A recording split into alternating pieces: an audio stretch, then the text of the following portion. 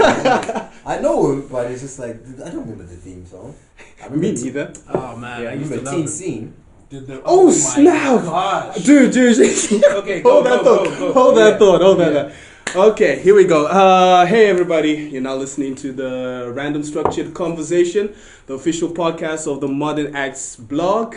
I'm your host Lance, and here with me is my co-host Bo. Yo. Yeah, the only man who knows the location of the $15 billion that Zimbabwe government. I don't know how I feel about it. I know exactly where it is. Am I gonna be indicted with when the Hague finally comes to get his phone? Hey man, all I'm saying is my new address is number 10. I'm just putting that out there. Do what you will with that. Hiding money like Cameron's dad. Dude, there are a lot of embassies that are willing to take you. Hey, I didn't say which number 10. Just, Number 10? yeah, definitely. Anyway, and today we've got a special guest and a good friend of ours, TC. Yes, indeed. How you doing, mate? I'm good. Good. Dude, what would you do with 15 billion though? First of all, I would spend $1 billion and just get rid of Waka Flocka Flame, Young Thug, just all of them. Just buy them out. Actually, you know what I would do? Yeah. I would not get rid of them. I would clone them and use them as weapons of mass destruction in tiny places. This is true. Genuine. Do you know what? Yeah, I'll biohazard weapons. Or Do you know buy what I an mean? island, put them all on it, and just build a wall around the island. I would Donald Trump hip hop. That is what I would do. No, that sounds bad. Don't say that. I would Donald Trump. Wait. No, you don't Donald Trump hip hop. No. I Donald Trump what people think is hip hop. Oh, Okay. Do you know? Or you could do. Do you know how people used to have like the band in front, like the people playing the drums? Yeah. You can have Waka Flocka Flame and all. I made my marching band. If anything. Oh my gosh. Okay, who's better, Waka Flocka Flame or Gigs? What? No. Who's a better rapper? Gigs. Hands down. Young Thug. Anyway, sorry. Anyway. Let's get to what we're actually. I feel with Paul's that we're even bringing this back. This is a Zimbabwe reminiscent. Okay, this is not Anyway, okay. yeah, okay. What would you Anyway, use for fertilizer if you were a mafioso boss? So, you know what I mean? Well, I find Italians grow potatoes better, You know what I but mean? if you bury an Irishman, hey man, Yeah. sorry. well, anyway, moving on. Anyway, so in the month of April, especially on the 18th, which is like a couple of days ago, depending on when you're going to listen to this anyway, it could be years. Wow. But anyway, we do have our one listener, Bo. You know, Yes, right? this is true. Who's the one listening? Imaginary. My mom. Oh, yeah, and is My really? mom- my Is she a fan? No. Oh, okay. She's the one listener. So I can't even. Actually, not a fan. Oh, man. So I can't even curse about moms listening, can I? Yeah, no. You can. It's just no me No, cursing. no, so it's fine. cursing like, in reference. It's not cursing for emphasis. It's cursing in the sense like, man, I remember when we used to at home, right? Like how amazing it was. All I at know home. is if you do curse, I'm gonna be like TC, man. that was a nod. That's a nod. I'm like TC, don't do that. I'm not in my head. Look, I'm just saying I get passionate. Right? Hey, go for it. And Yeah, I'll you- go for it. And no, only because and You're I'm in the a, same I'm a, place. I'm a thank you, and I'm a gooner, so I got every reason to curse. Well, You know what I mean? look, Dude, the likelihood of my mom figuring out how to actually download the Right, podcast, fair enough. It's by the time But- she does that, I'm not worried about that. I'm worried about that jealous cousin that you have, or that one envious who doesn't like you. Who said, did you Oh, hear yeah, what exactly. my and his friend were listening to and saying at the time? And they're playing that shit for what? Hey, They're playing man. that for your mom. You know what I mean? there's a shout out to Herb. Use the 3 Ds. Deny, deny, deny. Oh, yeah. I don't know what Anyway, you're talking about. Yeah, so anyway, for those who don't know, Zimbabwe is actually a country. Yes. Formerly known as Rhodesia, located in the south of Africa. And Africa is not a country. Yeah, exactly. Thank you for pointing that out. And it's snuggled between Mozambique, Zambia, Botswana, and South Africa. The current... Don't mind me. Dude, I've already had my The current and dude, why do you think I wore these? So the current and only president, Robert Mugabe. No. We had Canaan Banana. Oh, He was prime minister. He wasn't president. Wasn't he president? Yeah, he was prime minister. yeah, Damn. yeah. So Yeah, but right, because it was a different concept. No, he was President Banana. Because my dad worked for him. Banana is his real name, by the way. yeah, that's his actual. I have to verify. Okay. Yeah, Yeah. okay. But anyway, yeah, Google it. yeah. Google, yeah, yeah. Some of it was good news, but the bad news away the goods. But no, all in all, Zimbabwe is a beautiful country. It's gone through some tough times, especially in the last decade and a half. Zimbabwe had to get rid of its currency, adopt the US dollar. There's been stories of, well, not stories, but there have been severe droughts even recently. Political and socio-economic instability that were catalysts. What? He was president. Yeah, it talks about Okay, so our second but most fearless leader, Robert Mugabe, just in case he's listening. long may he live. The honorable. The honorable. Yeah. Chief among chiefs. Yeah, anyway. So all these problems were the main catalysts of some Zimbabweans, I don't even know what percentage it was, emigrating to other countries such as South Africa, Australia, and the do we remember that? I mean, this obviously has got no context to what you're reading, and it's actually kind of the opposite. That's really somber stuff. Yeah. But do you remember that Kaden Banana's middle name was Sodindo? Hey! Look, right. Hey! Okay. The reason why I'm upset is because Kanan Banana was a family friend. And you know, it made going to school really awkward. What does that even mean? Because Sodindo sound. I mean, this is gonna sound no, good. this is the But thing. it sounds like you've kind of doo-dooed on your balls. Why would there be a term? It's like What kind of situation would you be No, in this is like- where you know what? Lance, take over. It's like, yo, what happened? I had a Sodindo You know, yesterday. Right. You have to change your plans? It's like, okay, my bad. Okay, Sorry. okay, so Oh man, this podcast is gonna be. oh my long. goodness. Okay. All right. Anyway, okay. So anyway, and his Wikipedia picture's so creepy. Yeah, fam. You know what I mean? The worst is, I didn't even want to get into any other stuff that he was doing with the okay. Sodindo So for aspect anybody, on it, just go on Google, type in Kanan Banana. Kanan Banana. Yeah, CANAAN. Yeah, and banana as in Banana in pajama. Why would you say that banana? I don't understand that. Anyway, go on. yeah. Anyway, Sorry, Lance. so and this is not gonna make my next sentence is gonna be irrelevant now. Because today we're gonna have a memorial. Wow. So it's a memorial of Zimbabwe, basically, because you know the Zimbabwe that we all know is probably gone. I had a conversation with a cousin actually, who said that don't be shocked when you go back home because the Zimbabwe that you remember is not. Because a lot has changed. So all in all, we just want to have a fitting tribute. See, I don't know. I'm maybe I'm a bit more like not as cynical or as cynical at times, but I don't know if I can say it's completely gone, and this is like we're having, like it's lost rights or something. Because I think, look, essentially Zim, from where we came into, like the 80s babies and the people who were in Zim in the 90s and in the early 2000s and stuff. Yes, the physical aspects of Zim. Yeah, no, I mean, I'm not saying that it's somebody dropped an atomic bomb. I think, absolutely, yeah. It's But Zimbabwe is going to be Fallout 6. Just that's the location. We're in the diaspora vault. At the Diaspora vault. So it's crazy. Who makes Fallout? It's Valve. Is it Valve? No, it's not Valve. It's Bethesda. Get in touch with us. We've got a great idea for 6 and 7. It includes a Zimbabwean concept, of course. And we could make Great Zimbabwe a vault. Oh yeah, that could actually work. That'd be great. Vaulting Shimani Mani. Yo, dude, I even the Chinoi cave. People would not come out of that. It won't work. You know, like some of the vault thing, like in Fallout, where you go in and there's water underneath, there's like radioactive water. Yeah. Now imagine it with Shimani Mani and some Chinoi caves. And witches. Not even witches, the water there. Wait, it's not being radioactive. It just grabs your leg and That's your god. So what happened to me? We saw a tree with titties on it. Okay. What? Wait a minute. Okay, you know what? Where did you go? We need to stop talking. PC, let's finish the intro. Bad. We're still in the intro. We're still in the. Look, I'm just saying. Anyway, we're gonna go but basically, I just want to find out we spoke briefly about it like 5 seconds ago. Anyway, but when did you guys come into the UK? I think we all agreed it was 2004, right? Right. Yeah.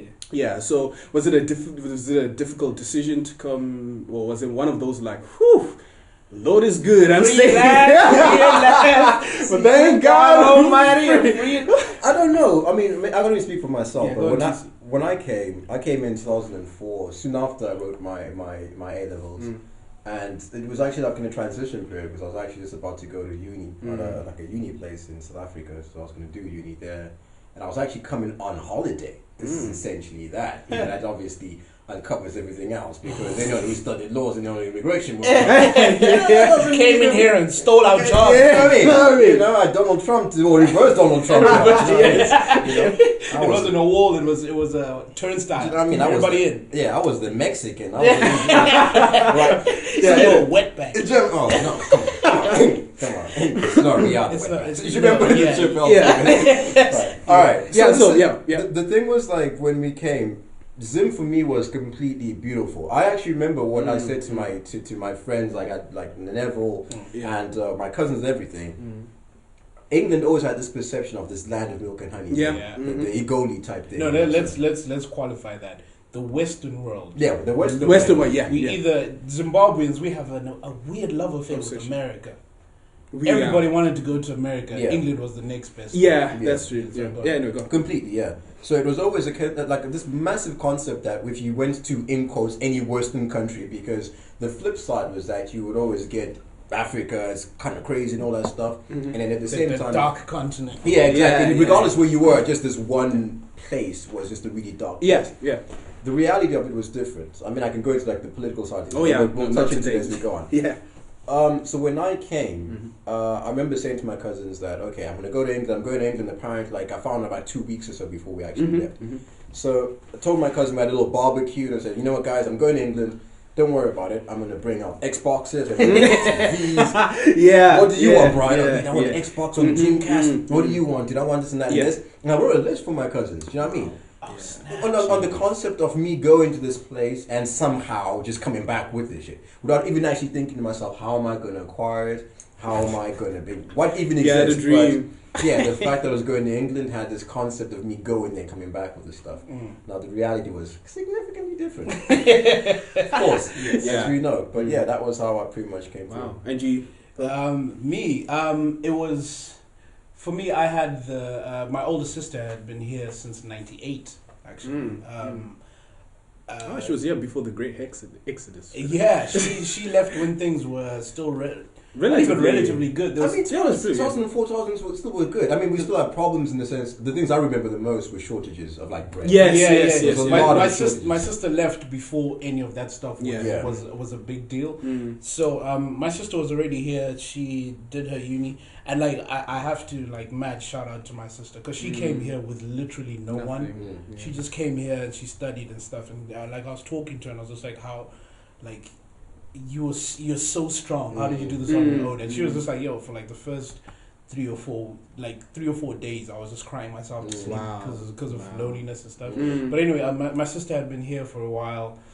Things in Zim, it was kind of started. There was like the shortages and stuff like that, and there was issues with because no one wanted to study in Zimbabwe, which is really painful. Because there was a point for the longest time with Zimbabwe, the education system from creche all the way to university was like revered worldwide.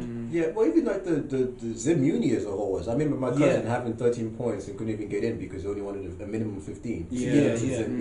The problem that I found was that there wasn't as many available for other students who weren't at that intellectual plateau. So you either had to go. You needed to be the creme de la creme, the pinnacle. Or you ended up going to that university. Was it Open Uni one in Mutare that you ended up having to go to? And there was another one that was in Kwekwe or something. But they weren't really as academically good and tertiary level, in my opinion, compared to the unis in South Africa and other places. Definitely. So like, and also like, honestly, I used to mess around at school a lot.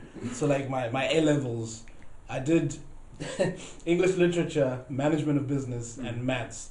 And what is that combination? Wow. wait till you hear the combination of the marks, mate. I got a C for A-level English literature, which I was really upset about. Right. But my teacher was like, it's an amazing score considering I didn't actually have one of the books. Because I went to a government school, there were shortages, and I had to share a book. I read half the book, and then I gave it to the guy I was meant to share it with, and he lost it. What's the name of the book? What book was it?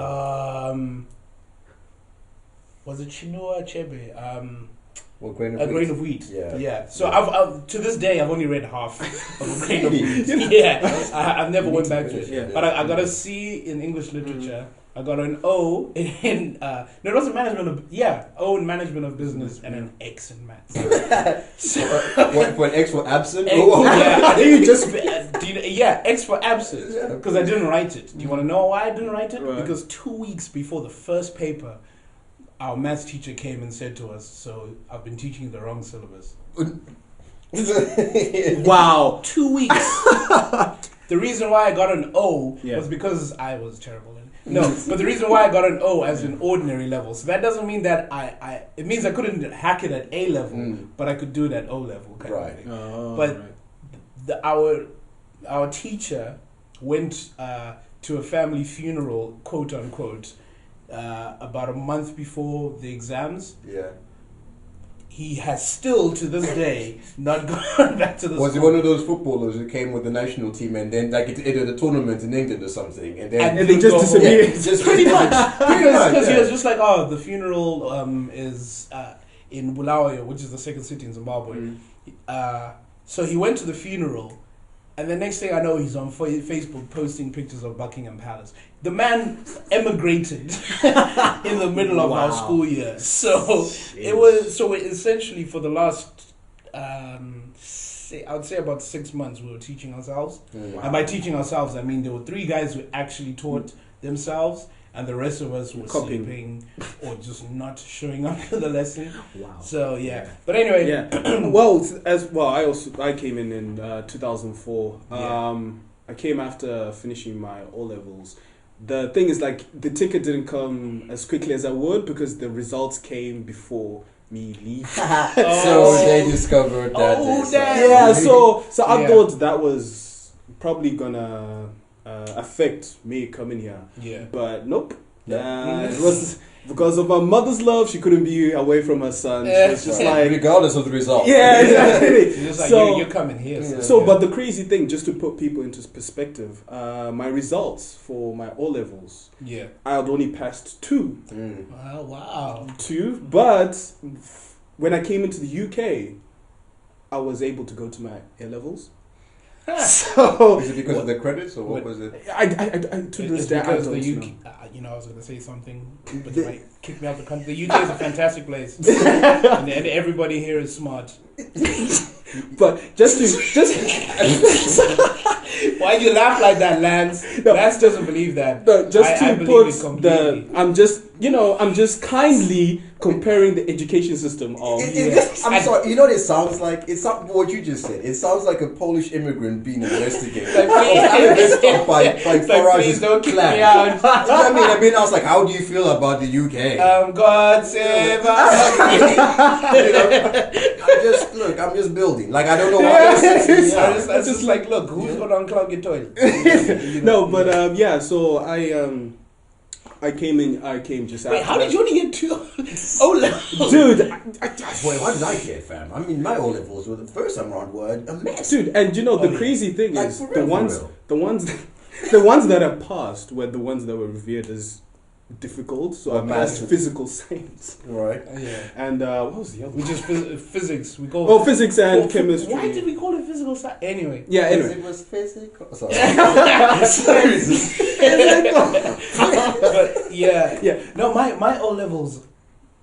I have massive shout out to Mr. Chohan, who will never hear this. But we had this teacher because TC and I went to the same high school. We had this teacher named Mr. Chohan. He was that kind of man who everyone on the surface you think, okay, he's just strict for the sake of it, but he genuinely cared about us. And I remember specifically like maths, like literally, because I came to Westridge Form 3. Form 3, yeah. So, Form 3 is year what year? Anyway, it doesn't matter. I was like year 15 7, or something. 8, 10, I think. Year 10. Because year 11 is Form 4, I think. Yeah. But yeah, so I was like in like year 10. From year 10 till year 11, I was flunking out of maths. And then he sat me down and he was just like, it's not that you're dumb. You're just not doing what you can do. If you actually... And he told me, he was like, if you give me 2 weeks of the best you can do, you will pass maths.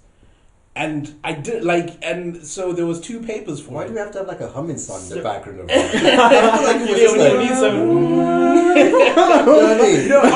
honestly, it was that pep. See, you know what I mean? Like, it literally feels like it's just a But that's moment. how it felt. Like, when you spoke to me, it felt like, you know, when you watch these American football movies with the final speech from the coach. Like, you know, eternity, it's yours kind of thing, right? Yeah. And I remember I wrote the first paper, and then I sat down getting ready for the second paper, and the man comes up to me, because he was the invigilator. And like what he would do is he would come and stand behind all the students and make sure that they're not cheating or whatever.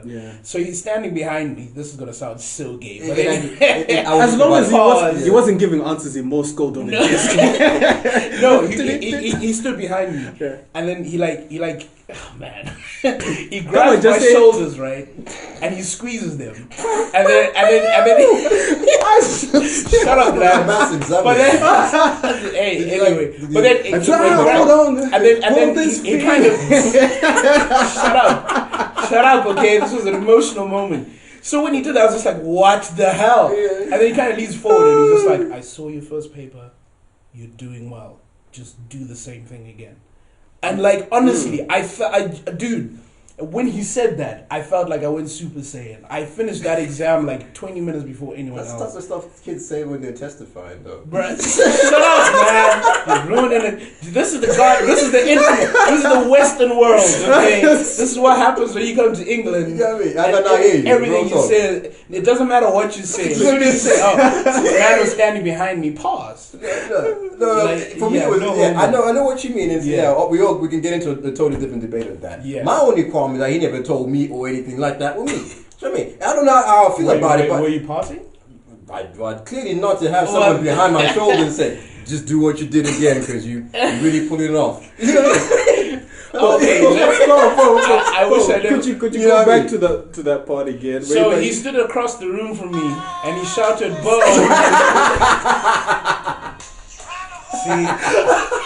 You see, with friends like these, why do you need anyone? Like, okay, you know what? Whatever. How many of y'all are married? That's what I'm gonna say right now. Say, why you got married so quickly? I'm just gonna sip my beer. Leave me alone. Leave me alone. I'm gonna phone my wife right now. Maybe help. Anyway, I said all of that to say that I passed my A-levels first time round. Yeah, okay. Because of sweet, sweet man love.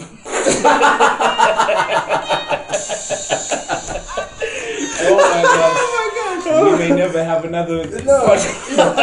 You're gonna get the man arrested. You know what I mean? Someone's gonna say, "Can we contact him, Mr. Joe?" So man, there was a chair between us. There's literally nothing I can say to make the situation. No. The more you say, it sounds like Dirty Dancing. It's like, no, you don't understand. I was sitting down. He was standing. Oh god. Oh my god. Oh well. Anyway, so I think I'll. So yes, I passed my O-level. Yeah. Clearly you did. Yeah. Some motivation. Yeah, but effort in. But anyway, shut up, TC. Nobody asked your opinion, TC.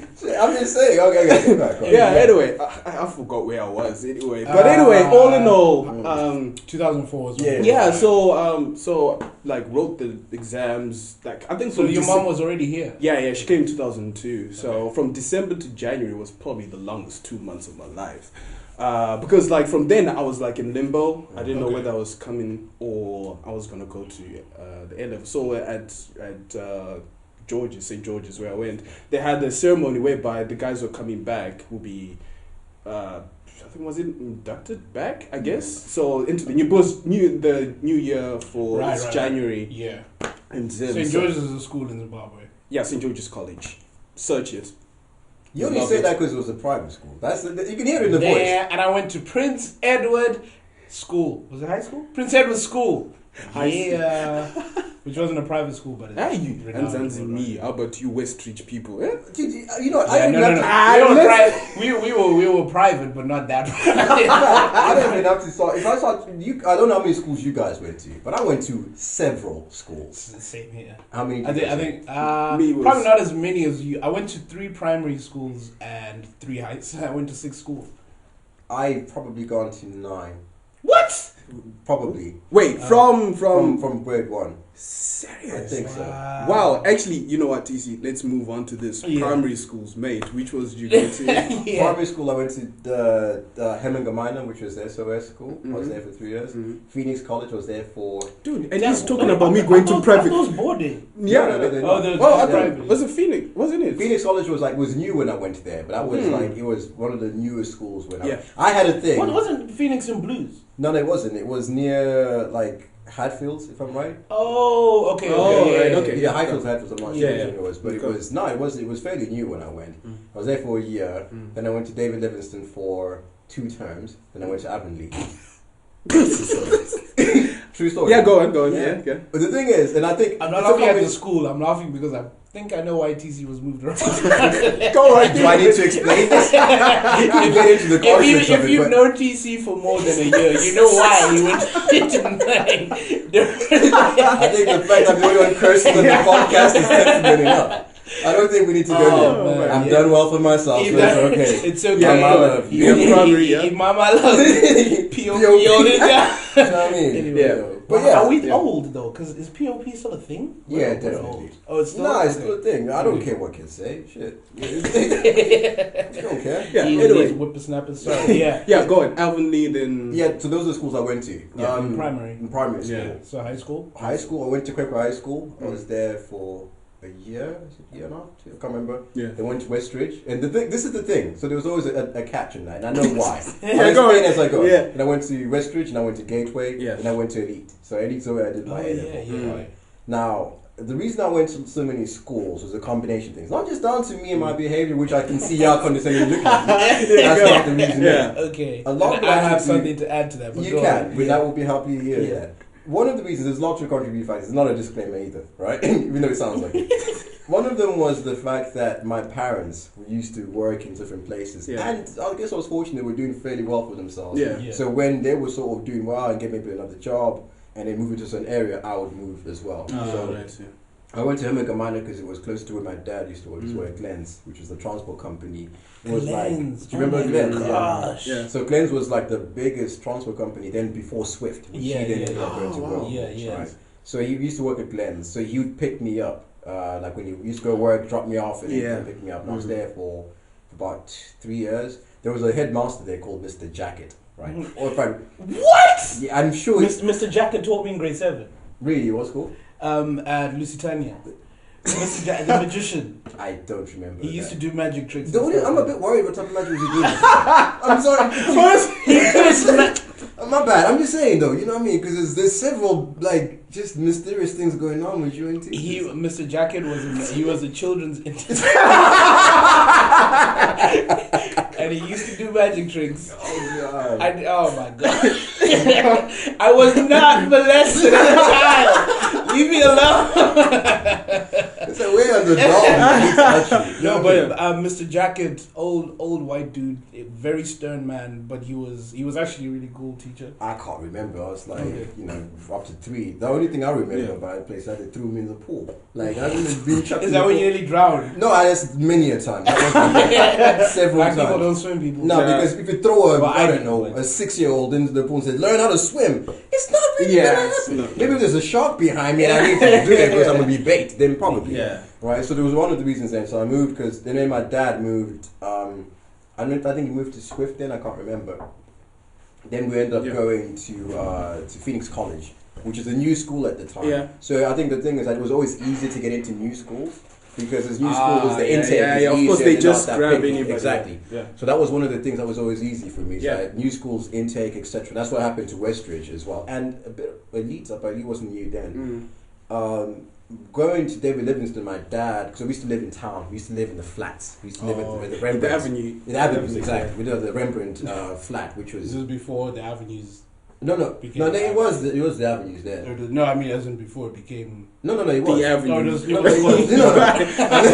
believe me, it was. Yeah. The Avenues, for those, the uninitiated, the Avenues was red light district. That's a diplomatic way of putting it. Yeah, I mean, the only difference, I think it became more pronounced with red light district as it got older, so there was a lot more money, and then again AIDS and all that stuff came into it. Then it became, where was he? Where? Has he got tested? Okay. Do you know what I mean? Then it became the Avenues got such a reputation. If you told people you're walking through them, they looked at you funny. No, yeah. No, but the ironic thing about the Avenues, there was so much stuff going on. Because I went to like a holiday school. What do you used to call them? Like doing extra lessons. Yeah. I went to several extra lessons near like tutoring here. I guess it's like tutoring. Yeah. Extra lessons, species. I went to Species. I went to Species. Yeah, I think we've all reached Species at some point. Joke.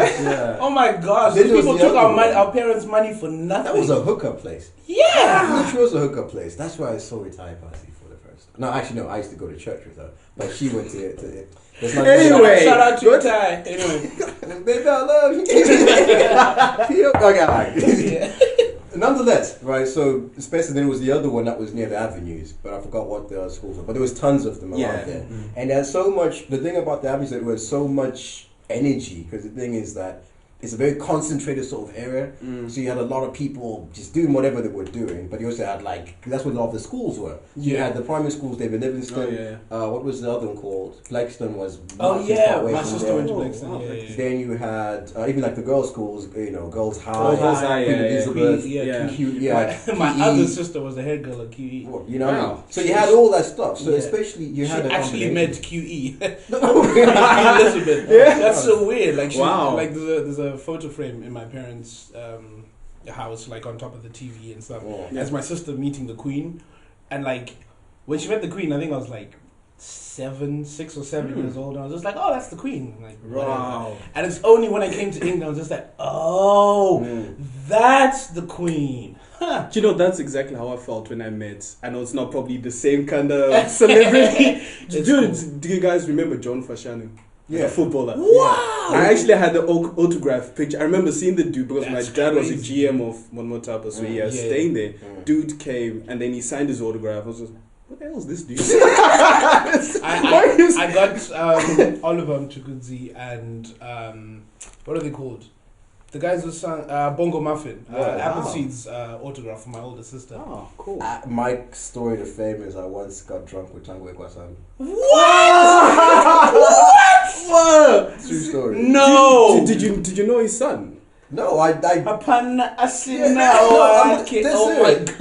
My uncle or my cousin actually used to work in town. He was an investment banker at Kingdom Bank. Yeah. And I remember it was my cousin's wedding. Kingdom Bank. Yeah. Oh my gosh. Dude, like you can imagine how lit he was then, man. So my cousin was getting married that weekend. So I was with my other cousin from Lewis, and then we like, a lot of just so the audience knows, a lot of TC stories have drunk involved in them. But anyway, from high school on. Am I lying though? You just mentioned you were drunk.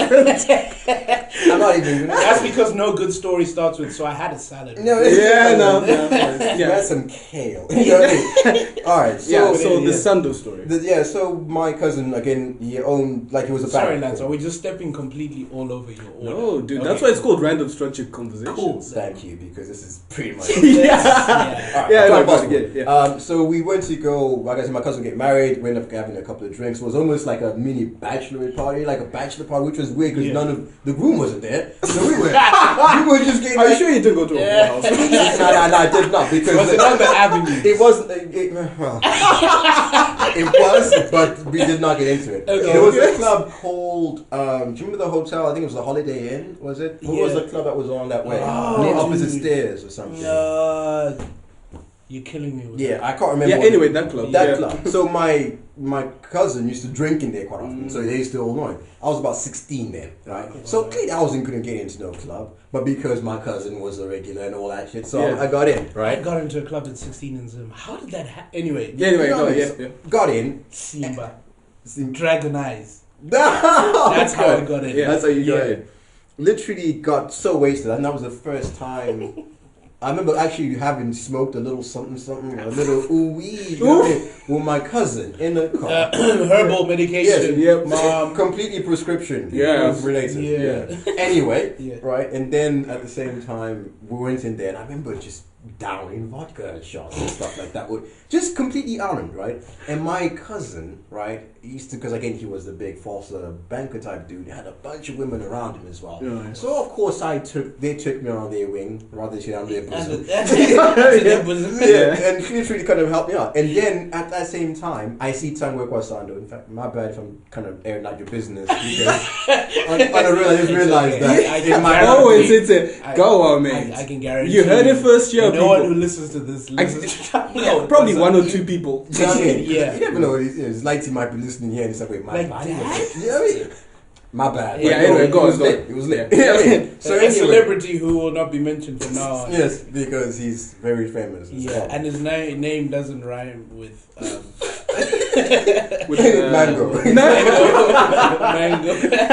Yeah, go on. All right. So what was I? Okay, so literally I'm just kind of getting lit, and I see this dude, and I know him not because of his music, but because my dad liked his music. My dad was a big fan, and my dad played music and everything. Jazzy. Yeah, so I think they played together. I didn't know what the situation is, so I went up to him, hella drunken confidence, like, Tango, oh, my dad loves you, man. You know what I mean? Completely off it.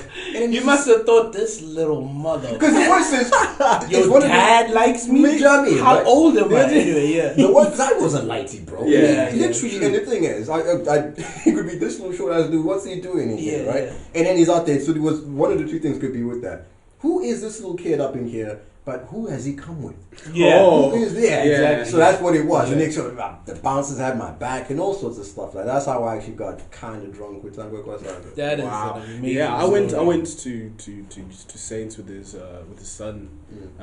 Shout out to Tango. Yeah, I met. Now he's what was the song that he did?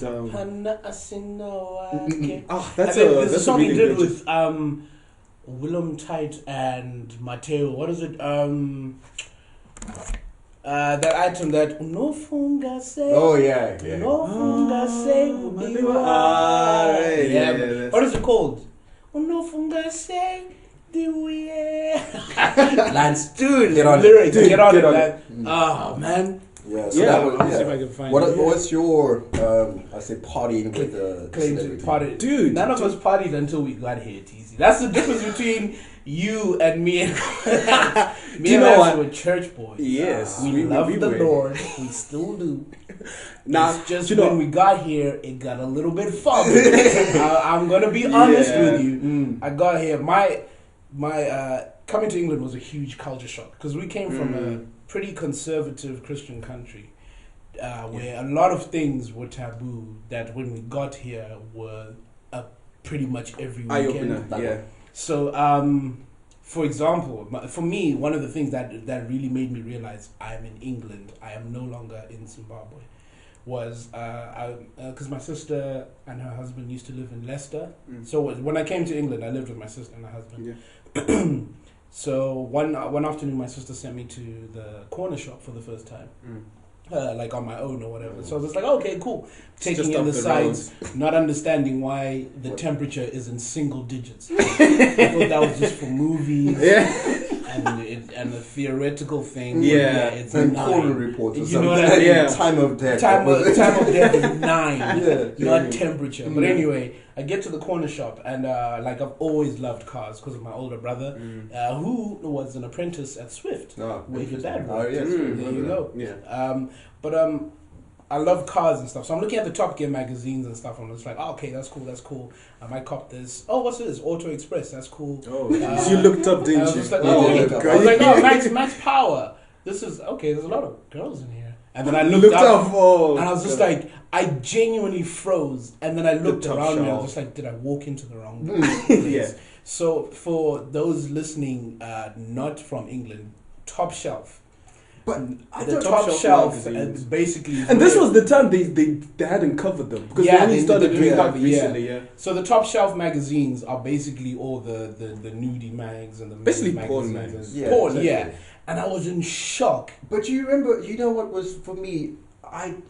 When I went to South Africa in about 2002 or something, I remember going to a South African store and they were there. They had the top shelf ones. The only difference was that they were, I suppose, not as kind of top shelf, if you want to call it. Or it's like nuts and but South Africa was always kind of progressive, in quotes. Quote unquote progressive compared to us.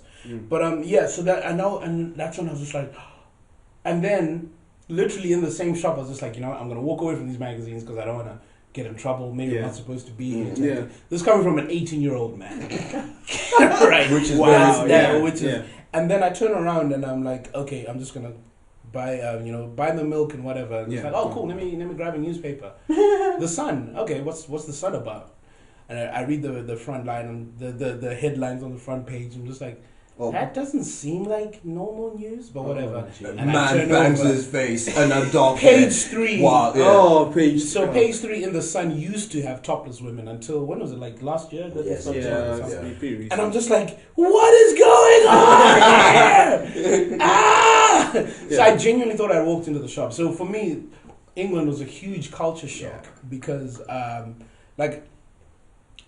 still a Christian now, and and all that, but like, coming from where porn was illegal to where you can buy it when you're buying bread and milk. You can buy it came with your bread. It came with your bread and milk, or it came with your reports on what's happening around the world. Well, technically, it was telling you what the weather was going to be like. Jenny says Jenny that was only about the current political situation in Gaza. In Gaza, she thinks that we should really do something next to it. And to save the world. Exactly.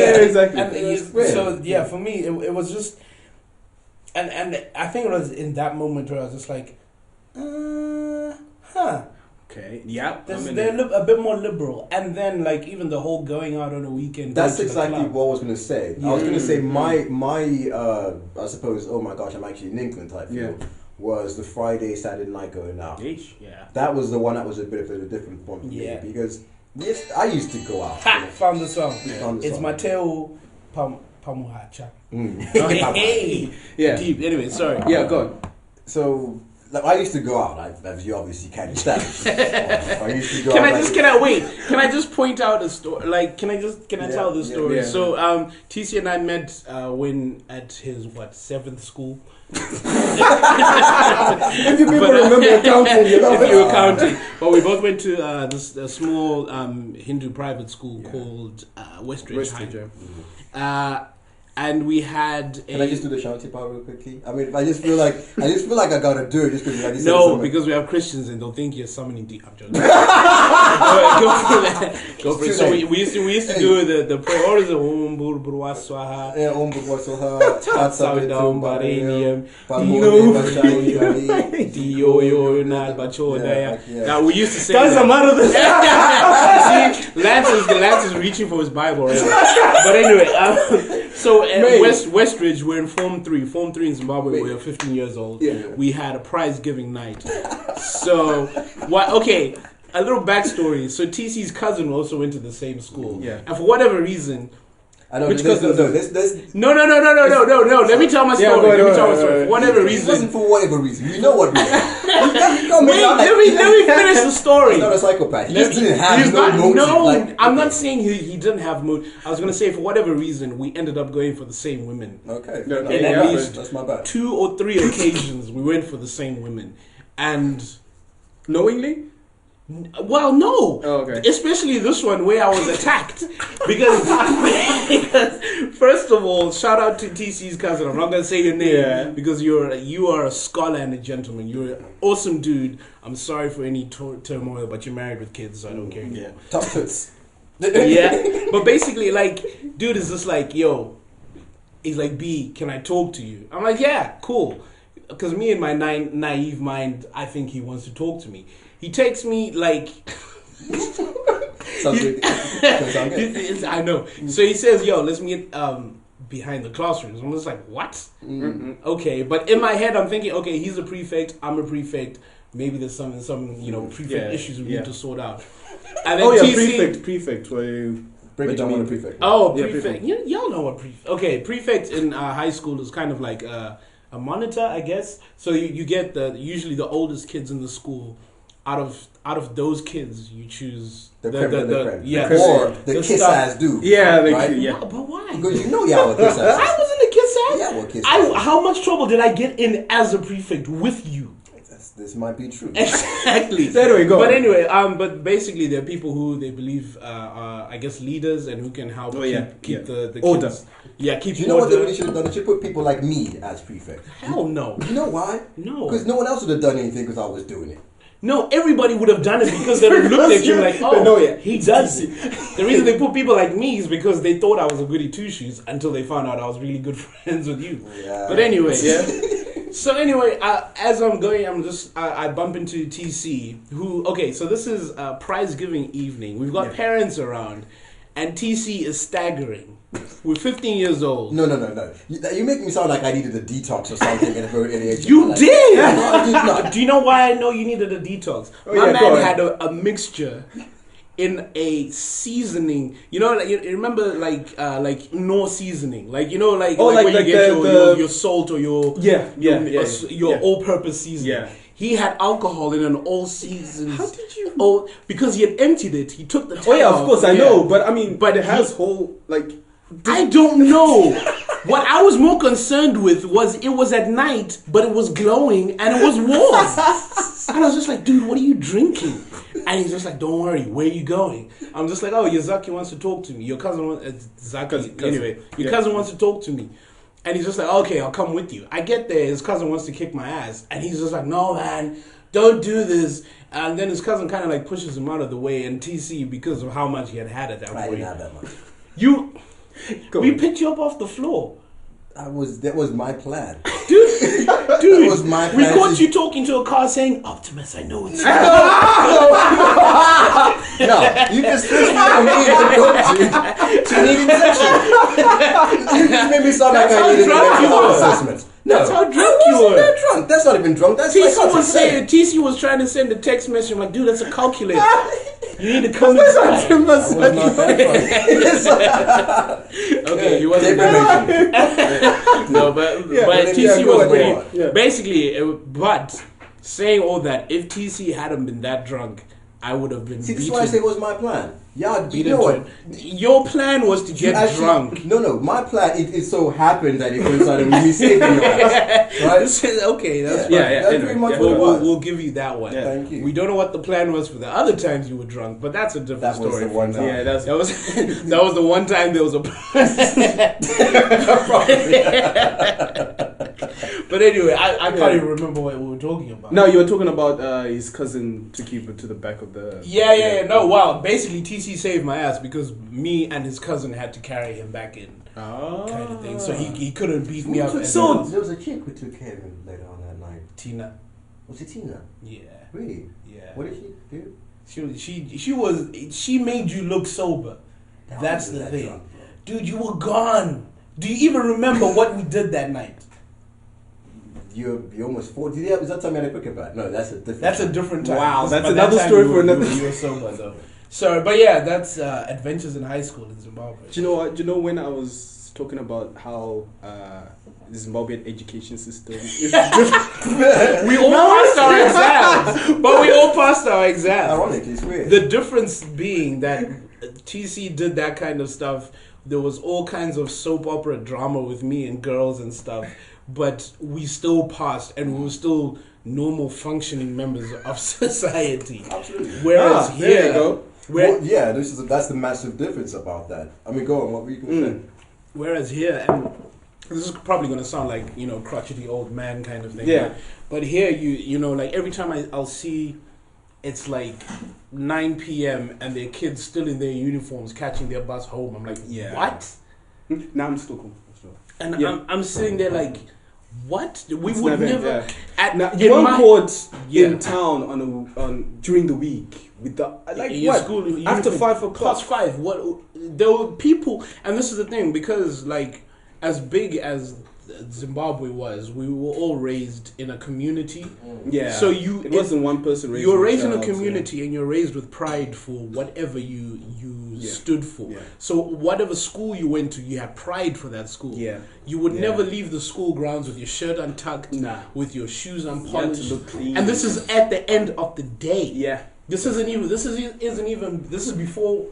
It's not like in the morning where you have to make sure you look good and stuff. This is on making your way home. Yeah. Because if a parent saw you, and even if they didn't go to that school, they would phone the headmaster and be like, "Yo, I saw a PE boy. His shirt was untucked and he was causing problems in town." Yeah. And if they could figure out, if they couldn't figure out who the person was, that entire year group would suffer. I remember once this. Apparently, there was a guy in Form 2.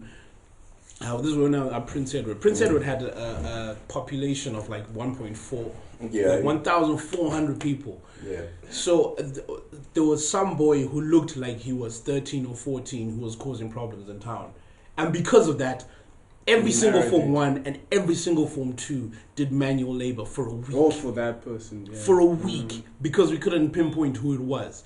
Yeah. And it made us keep each other in check. Yeah. Yeah. So even if we're messing around and stuff, it's just like, hey, dude, calm down. There's people around. Chill. Or dude, tuck in your shirt because we just to go on like the whole manual labor. Just people like Zimbabwe's schools in Zimbabwe, they were massive. They had huge grounds. So when you're saying manual labor, it wasn't like you were sweeping in the kitchen or something. These don't bring a really sad moment in my life, but talking about manual labor. Because I kind it kind of feels like I was doing Negro spirituals when I was doing that. Way in the way. That was me, bro. I mean, if anyone's going to listen to this and if they went to Westridge High School in the years of 2006 to current, right? That pitch that is green and lush and the way the cricket ball bounces so. That was old TC. That's me and Neville Mandimika. Yo, Neville, big up, bro. You know what Neville. And can we just give a shout out to Neville? My man was on BBC, man. I know. Was he BBC? Yeah, he's an economic analyst type. Yeah, he works for what's it called? This economics sort of firm in he's making that a paper. But it's not that, like his influence is incredible. But his exactly. I was reading about him in, I think there's an FT blog that he was on. Wow, yeah, he's really he's doing it, man. Big up. Shout out to him. But we know we know what you did. We know what you did. You know what I mean? So when are these books coming out? That's what I'm saying. All I'm saying is I'm gonna get Max Clifford's write my book when it comes out of jail. And that might be another good thing because he's on charges associated with teacher-like activity. So I'm allowing him. You know what I mean? You know what I mean? But no, manual. Heavily. No one. Everyone here fronts about detention, detention. Detention. Tell them what manual labor is. Right. Yeah, it's as a person from the expert for anyone's lifetime. As an expert. Yeah, tell us. Yeah. So manual labor was essentially what it involved. Manual labor. It was physically getting into some kind of an activity. The only difference is that, again, like you said, Zim schools were very big. Yeah. It involved acres of land. Acres, mate. You know what I mean? So it involved a lot of plowing, a lot of weeding, a lot of chopping down trees at times, literally a lot of down. We did pretty much everything that you could involve. So if they said, I remember one time they would sort of say that this area, when I was at Quickway High School, and I'd done a bunch of nonsense again, I'd done some shit. Yeah. And I was on manual labor, but actually I got caned as well, which is something that they don't do here. So I got my canes. I was with 300 dudes, and we had to go do some manual. And they gave us and this is pretty much almost like plantation type of stuff, bro. They'll give you an area, and they point it out and say, "Can you see this area? I want it to be cleared, de-weeded, and completely sort of ready for plowing, ready for weeding." And you have the whole day type of thing, right?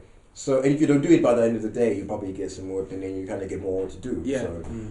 So they'll do some stuff like that, and then it was involved a lot of digging, a lot of kind of cutting down trees at times, bro. I remember cutting down, chopping. There was a time when I was in Avonlea, and I don't know what I had done, and I had to pretty much plow plant trees. Damn, you guys did manual We did manual in primary school. Wow. Yeah, I remember because I was grade 7 then, and I had to do some manual in grade 7. There's no school that I can. It sounds really bad, but I think from about grade 5 onwards, I think I did manual almost every single year. Dude, because I think in like my primary school we did not have, even if you were the baddest of the bad, there was still no manual. Well, when I was at David Livingston, we did manual. Serious? Yeah, we actually had to do some manual.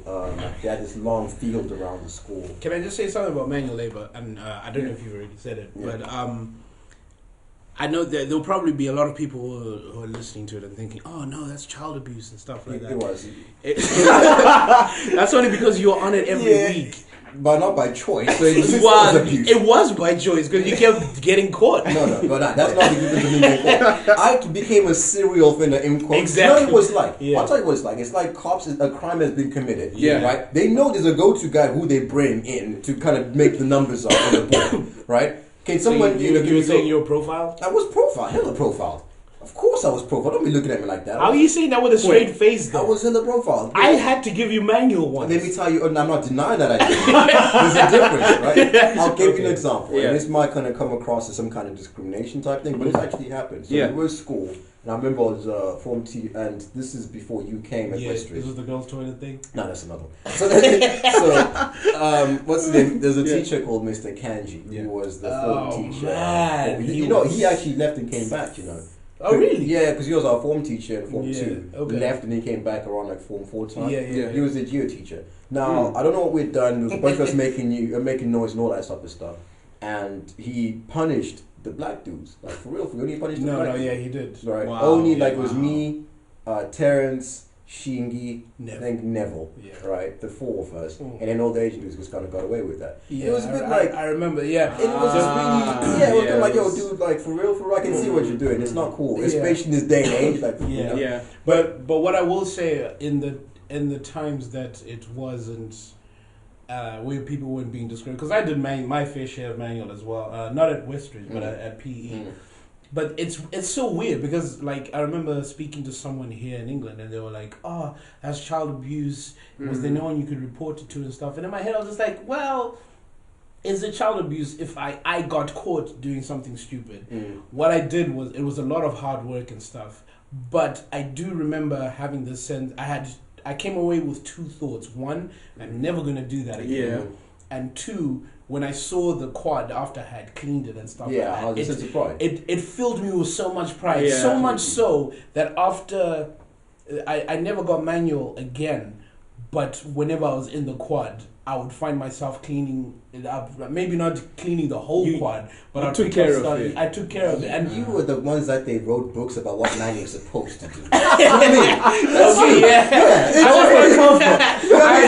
the do column, TC's the do. You know what I mean? Because literally, who does manual and has lives? I was like, yo.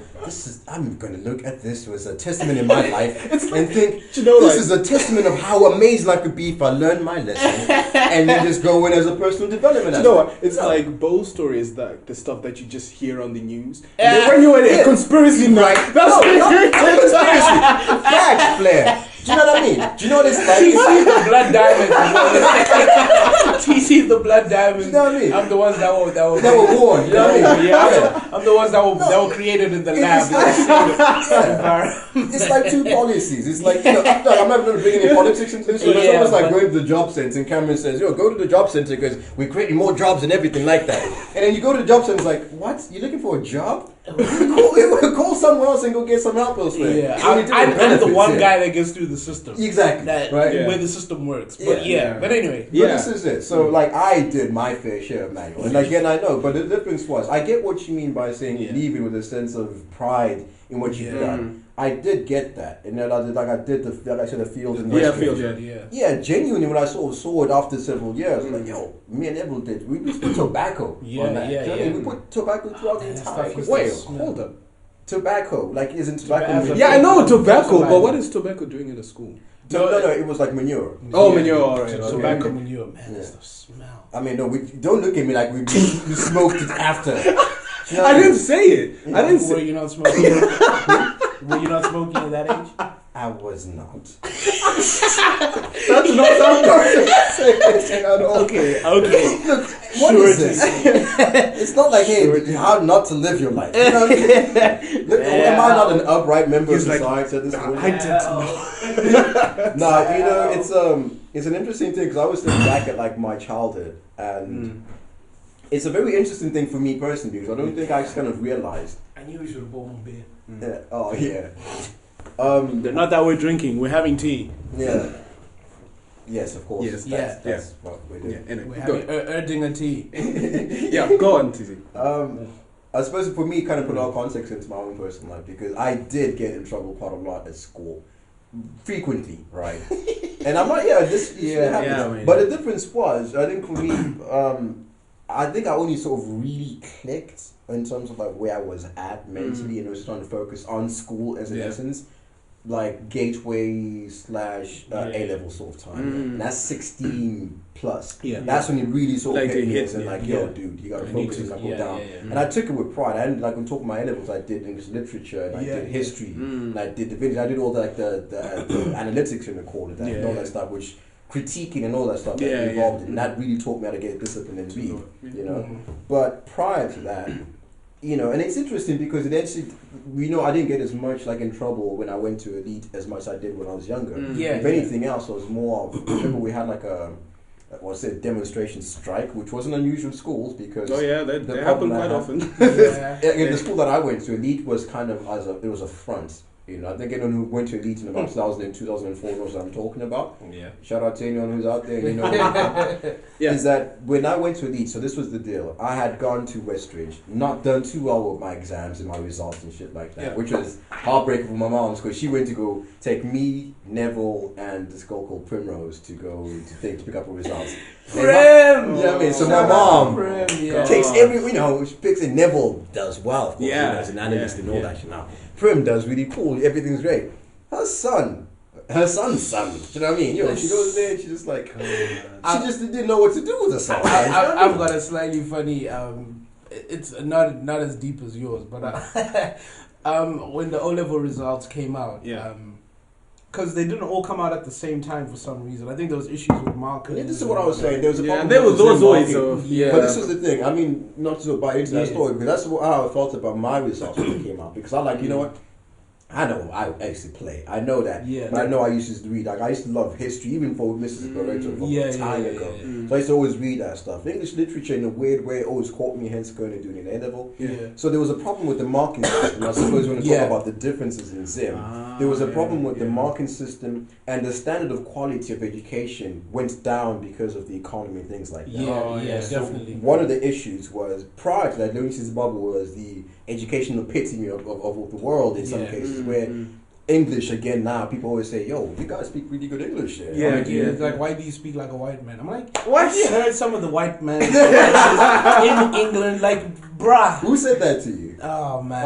This is at work. Someone once said to me, this is crazy, someone once said to me, it's like, so they asked me, you know how the story goes in, so, what's your name? Tendai. Oh, so where are you from? Zimbabwe. Oh, well, how long have you been in the country for? And then I was actually sort of fairly new to it. It's like, about 8 months or so. It's like, wow, your English is really good. And did you learn English at the airport?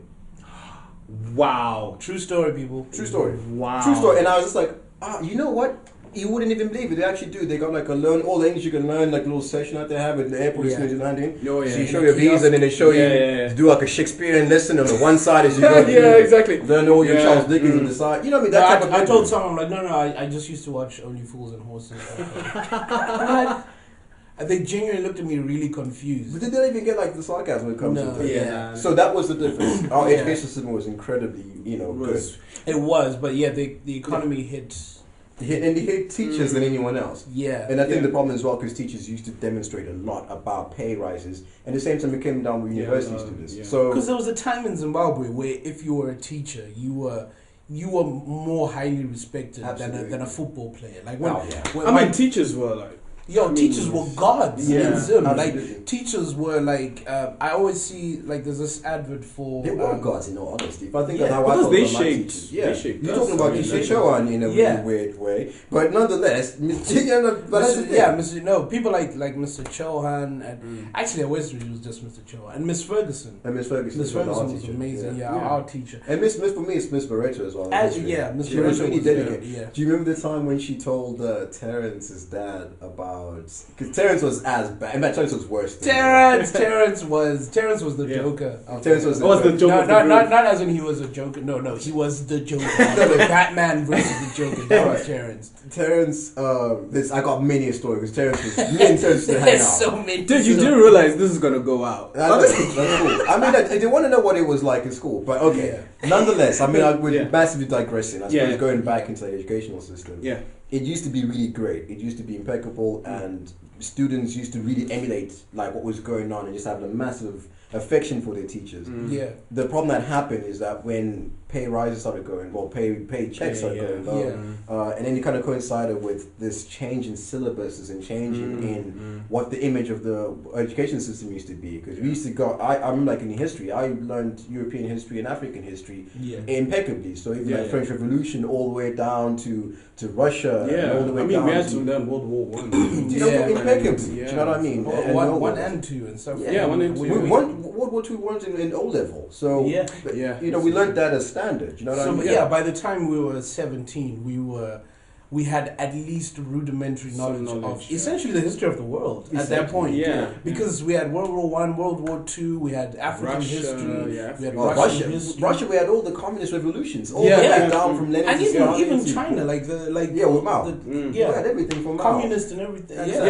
So we had all that stuff. Let alone even when you went to advanced level. So like I said, I did A level, and then you can tell you. French Revolution, pre-French Revolution. I'm talking all the Charles X, even all the way back to Louis XVI and all that stuff, to the whole transition of Voltaire and all the revolutionaries and Danton and all that shit. English history and stuff like that. But again, we also did African history and also getting to know how impeccable our history was and just how strong it was, rather than kind of just, you kind of put you in a really weird place because you knew the history of other people, but more knowing about your own history, again correlating with me like English literature. Man, I felt a certain kind of way. And that's when TC became a Black Panther for a while. I still am. Don't get me wrong. I just don't wear as much black. That's when he there was a point where TC went like super militant. Yeah. Like anything I said to him, hey, how you doing, man? How am I doing? How do you think I'm doing? Because the white man has taken over everything that is neo-colonization has left me. Let me tell you, my brother. Wearing these Primark clothes that my mom sent me from the country of England, our previous colonizers, when I should be wearing my loincloth and stuff. Like, okay, so why don't you wear the loincloth? I'm like, man, I'm fresh. No, I'm joking. But you really touched. You guys touched a few things about like obviously we learned about international history and also some history, and we've gone on to like accents and stuff. And we can also say that it wasn't just in schools, but there were other media involved. That were, I could say, were responsible because like in schools we learned British history. English. British English. I mean, essentially all our exams in some cases. Because remember, we used to have almost two exam systems. We had like obviously our ZIMSEC, and then we also did Cambridge exams. And then those were like we did like some of the Oxford Cambridge exams. So I remember actually doing a Cambridge exam because you could do both. Yeah, you could. And then you could do like the AS exams as well before you went to like the kids do here as well. Yeah. So the education system was basically touching on. And I remember when I came here doing my A levels. I remember looking at the paper of what they did for their A levels here. Yeah. And I put the Cambridge one that we did. I managed to find, and I found what they did here. Dude, I did an accounts exam in Cambridge. Dude, bro. That stuff was. What was the accounts teacher, Mr. No. Yeah, it sounds. But anyway, so I was. I burned steel. So anyway, I was. Talking about influence, I was just speaking there were other media there were other influences to our accents for people to know that we weren't born and then we just went to school and started speaking like that. It's really interesting because I think people will notice, especially from the three of us, we have a lot of for lack of a better term, Americanisms. And amalgamation of accents, I suppose. Amalgamation, but I think we lean a lot towards American. Like some of the slang we used back home was very American, and some of the stuff we say comes across with a slight American twang. Yeah, and I have a theory. It's probably completely off. I got a theory too. They say, because I think it's down to a lot of the stuff that we consumed, because we got a lot of American music, American TV shows, American clothing. Yeah, we were tapped into American culture while American culture was forming. Interesting. In a weird way, especially like black culture. So like hip hop, R&B and stuff like that. That is so that's true. all. That's the majority of the stuff we listen to. But then we also got stuff like Allo Allo and Only Fools and Horses. Yes. And so we kind of have this weird like Americanisms with a very posh British. Yeah, keeping up appearances. Yeah, and the stuff comedies we had were not like what can I say? No, really the posh ones, basically. Let me put it like that. And even almost down to like, and then would with random posh Australian actors. stuff shoved into it as well. So Actually, we had an Australian shows, amalgamation of a lot of stuff. Yeah.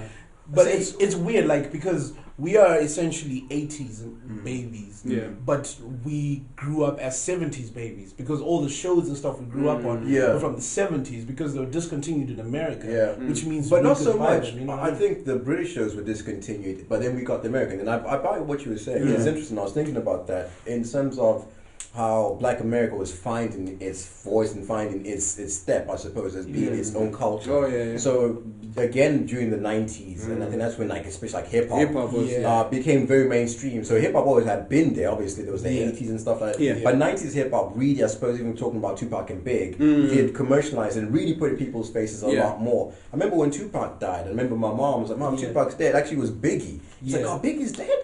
Dude, he was huge. Even my mom knew, this is in Zim, right? How like Biggie was there. Dude, That's it's how like, much, who didn't know Michael Jackson? You know what I mean? Exactly. But this is the thing, I think it coincides with Zimbabwe at the time as well, because Zimbabwe was a new country. So being was in the getting 80s, everything. so we were very young and also finding ourselves again the born frees, as they call it. Right. But this is the thing, and it's interesting what you're saying, because in the 80s there was still that the people who had kind of been in the pre-Zimbabwe, the Rhodesia, independence sort of time, still trying to find themselves and kind of say, okay, this is Zimbabwe, what does it mean? What is this country now? To us, then our parents, and having us, and then giving us these opportunities, say, okay, look, this is what's going on. I suppose me, the massive school changes and everything, correlating with my parents being able to achieve now and moving up. Because I remember like black kids moving to like private schools. Exactly. I remember that because I remember Zim pretty much had at that time was that if you went to school, if you did well, you would, if you went to school, university, or whatever, you would get a job, have a house, have a wife,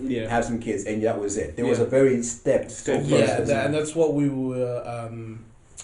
That's what was basically spoon fed to us from the time we were born. It was, but it also was it's a combination. I think it was massively spoon fed, but it was also massively achievable. Like my uncle, that what I'm talking about, didn't have a great sort of beginning in his life, but because the opportunities were there, and again, if he applied himself, I mean, look about it like this. A lot of people that came from the rural areas, as they call them, right, would come from wherever they're coming from, come to Harare, come to Blayo, and they would achieve. That's true. Like, I always think about my dad in that aspect. My dad only started going to primary school.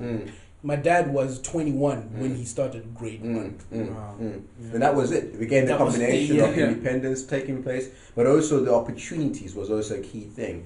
So fast forwarding, our parents getting opportunities, and then this country growing with them and getting those opportunities. My parents were in England when Zimbabwe actually got independence. They came back. Same here. Yeah, a lot of our parents were out the country. My dad was at least. They came back to be part of this new country and also be part of the society. Fast forward to Zimbabwe with us in the 90s, and America now being its own sort of step, black people kind of having their own idea, and then we also being this new idea, getting fed this energy that they have, and we're not, man, that's what I'm saying, man. Yeah, you know exactly, what I mean? All these mannerisms are picking up because we somewhat relate. It's quite interesting, and like, I think in a weird way, for better or for worse, I mean, I guess the jury's still out on it. When we were trying to find ourselves, instead of becoming introspective, we started looking out. Which is essentially what's going on in Zim, it's my understanding, in my opinion. Because I think that as a character and as an idea and as a concept, we still struggle with that. Because Zim, if you think about our influences, ever since, I don't know, inception, I suppose, African music, for example, has always been very influential in our idea. So Rumba, Dombolo, our dresses, Mazambia, all these things are not ours. They're not authentic. No, they're not really our things. They're things that we've adopted. To I remember. Sorry to cut you. Like I remember speaking to some Ugandans and stuff. They were like, oh, like up like Northwest Africa, Vanima, Zambia, and all that kind of stuff. They've got their traditional dances. Even Uganda, they've got their own where they would big shoulder pads. And then but I remember she was asking me. She was like, "So what is yours?" And I remember thinking, wow, what is that? And I just said like, all I know that back in the day, you just slap something in the front and the back. I mean, I'm going to go a bit pantherish. Yeah, I know. I was going to unleash the panther. Go on, it was going there. For me, it's a very interesting one because I think Zimbabwe, Zambia, and South Africa is slightly different, but Zimbabwe and Zambia are very unique in their positions. Hence them being called North Rhodesia and South Rhodesia. The reasoning behind it, especially for Zimbabwe, in my opinion anyway, was the investment in quotes and the whole idea of England and Britain trying to make Zimbabwe Little Britain. They did a lot of work trying to make Zimbabwe a second because the suburbs are named after some cities. St. George's. And the schools, of course. Every aspect of Zimbabwe, our roads, Alan Wilson, Admiral Tate, all that. Even Victoria Falls. Exactly, all of our sort of everything about Zimbabwe and identity was very British. The reasoning behind that as well, and I think that coincided with them really sort of like dumbing us down and trying to not make us as educated about our own history. And a classic example is where you say English being taught more so than Shona was being taught in school. You needed to know school. You needed to know English more than you actually needed to know Shona. And that's kind of what the thing was. So there was a lot of like cultural erosion that they promoted to make you kind of forget the idea of who you were. And that happened very systematically for Zimbabwe because of them trying to create that. I mean, my mom sent me this. Weird enough, she sent me this article, like this picture, and like from an article like in the 90s. Oh, about Zimbabwe, like it was like a tourist kind of. Exactly. I think I don't know if you saw it. I've seen it on Facebook or something. Yeah, and it was just like it was like Salisbury, and it was saying like land of opportunity, great place to grow, fertile land, and great paradise and all this land and all that stuff. And they painted this great image for people that were here to go to Zimbabwe and then basically find England waiting for them there. That's right. And black people kind of kept somewhere else, so that nothing ever kind of affects them. And that's where our cultural erosion sort of took place. Because they did promote this English way of life in our bases, and hence you got even some of the less educated people, to call it that, still speaking very communicable sort of English because they still had a lot of bomb movies around. It's so weird because it's as detrimental as that was. It's also kind of what made Zimbabweans so adaptable. Because wherever we go in the world, we can adapt to it, and it doesn't take us long. Which is, I think, it's a pros and cons. Right. It's massive pros because we never feel like we have problems sort of fitting in or adapting. We can get to it. But I think the problem in Zimbabwean sort of situation is that the reason why we've not been able to do something about our own country politically is we're able to adapt. We're survivors. We're not fighters. Exactly. Which is very interesting because I got a friend of mine. I went to uni with Nigerian geese, and it's like, you know what? If that happened with like Nigeria with no bread and nothing, I'm gonna kill that dude. You know what I mean? He just told me straight up. It's like, But in Zim, we've kind of got that attitude, like, as long as I can keep my family going. You know what I mean? Everything is gonna be. And that's why when the few fighters who do stand up and make a charge, they're looked at strangely, or they're just swatted to the side. No one else wants to go out there and be as proactive about things that really affect our lives. We'll leave through it. Because the problem is, and I think it's also a bit of a selfishness as well, which I think still comes down to our sort of origins, because we're very much that selfish essence. As long as I'm cool, right, I don't have to worry about what's going on with my neighbor. If anything else, it's the flip side, because it's very competitive and it's a very capitalistic sort of way of Zim. In Zim being very, you have or you don't. Now, if you have, you need to have in abundance, and if you don't have, what's wrong with you and your life? You know, and I think that's always been Zim. Again, taking the American model of capitalism, and again taking the very English way of life, and we're very classist as well. Man. You know? Yeah, we are. We are very classless. I remember. I mean, even like English, for example. If someone speaks English with a bit of a twang, even if you talk about accents like you're talking English, someone says SRB. Yeah, SRB. Masala. Masala. So and it's just those small things of like, how do you talk? How do you say words? What school did you go to? That was the first question. I think the perfect example of that is the difference between Harare, the capital, and Bulawayo, the second city. In Bulawayo, and I remember in high school, if you were in high school and you were driving in a car in Bulawayo, that's already 50% of the chirping done with girls. Wow. Yeah. Whereas in Harare, it was what you drive. Yeah, what do you drive? Because you could drive, but if not a deal. If I pulled up in my dad's Nissan Sunny in Zimbabwe, in Harare, they would just be like, okay, so are you the driver? But if I drove that same car a few hundred, kilometers in the opposite direction, kind of thing, they're just like, yo, hey, what's your number, kind of thing. And actually, I remember once one of my aunts was having a party. I just got my driver's license, and I was driving my mom's Toyota Corolla. Nothing fancy or whatever. So they sent me to the shops, in Avondale shops. You remember TM? Went to go and get some stuff. Saw some girls walking around there, tried to talk to them and stuff. They kind of blanked me or whatever. I was just like, it's cool, whatever. I need to get this stuff anyway, go home. Got to the party, parked my car up. Then everybody started arriving and my car was blocked in, and I was sent to the shops again. So my aunt was just like, just take my car. My aunt drives a Range Rover. Right. Before the car stopped in the parking space, them same girls were by my window like, hey, how you doing? Never seen you around here before, and I just walked past them. I was like, I was here an hour ago. For that moment, it was a little bit too early for his time, but she takes my money.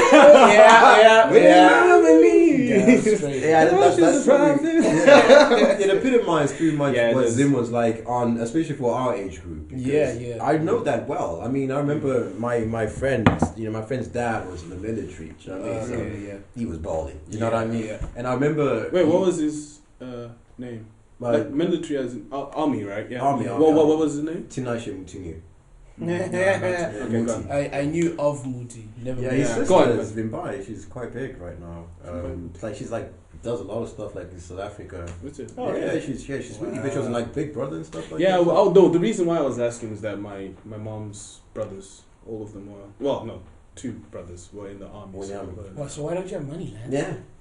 I said my mom's brothers. That's still close enough, man. It's not like they're your mom's cousin's brothers. No, I do suspect that they might have helped when I was at Saints because we weren't owning a lot, but I do suspect. But anyway, sorry to go.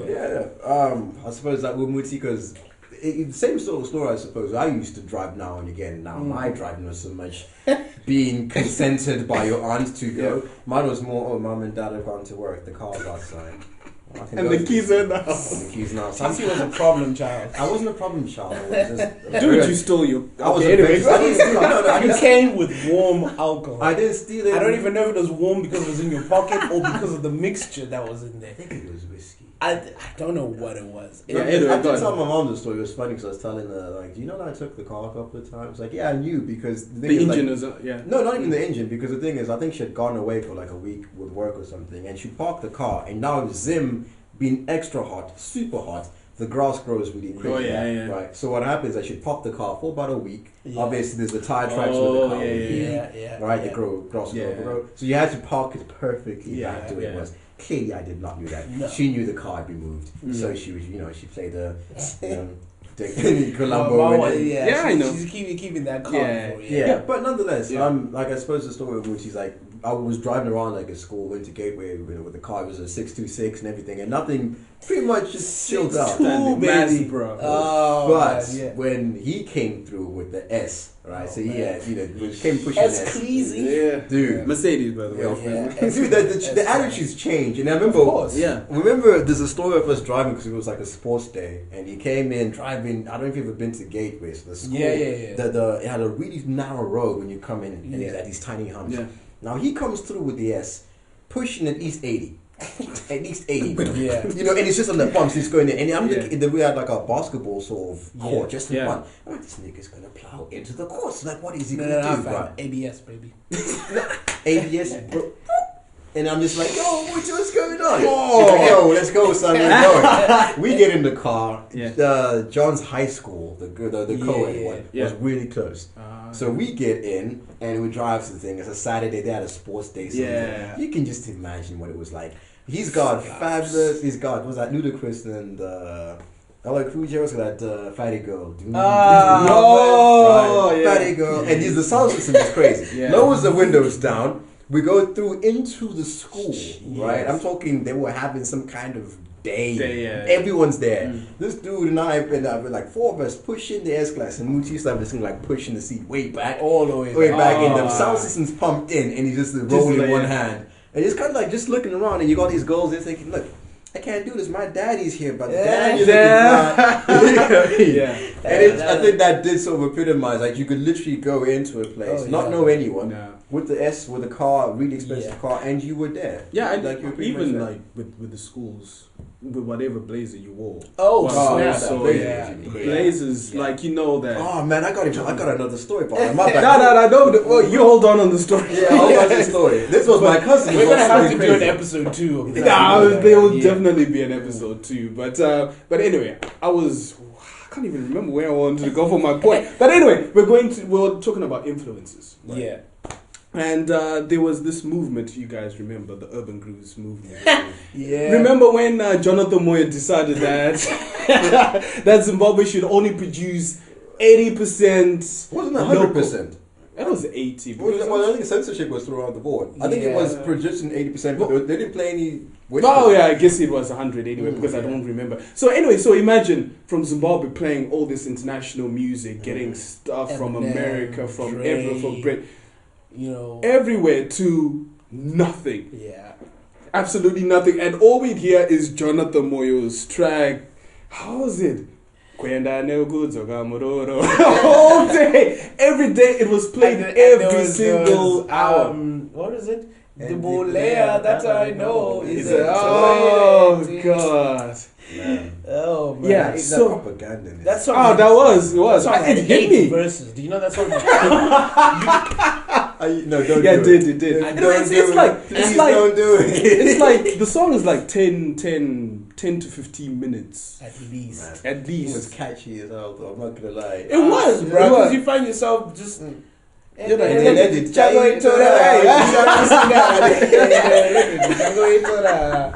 Wow, dude, it was funny but sad because it was singing about Jordan go beat up some dude, you know. Yeah, that statement, Linda the Chango Itora, we're taking our land, whether you like it or not.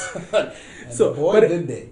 Yeah, they did. So, but anyway, with this Urban Grooves, it was I can say it was a kind of good thing that came out of, I guess, a bad thing in a way, but it was a way of, that's when you had dudes like David Chifunyise, you know, guys who are rapping in Shona over like David Chifunyise. But wasn't he there before that whole started going? Not really. He didn't make as much inroads as he did after until the Tawiana. My close, wow, I had no brush to fame with that, but David Chifunyise took my sister to her prom.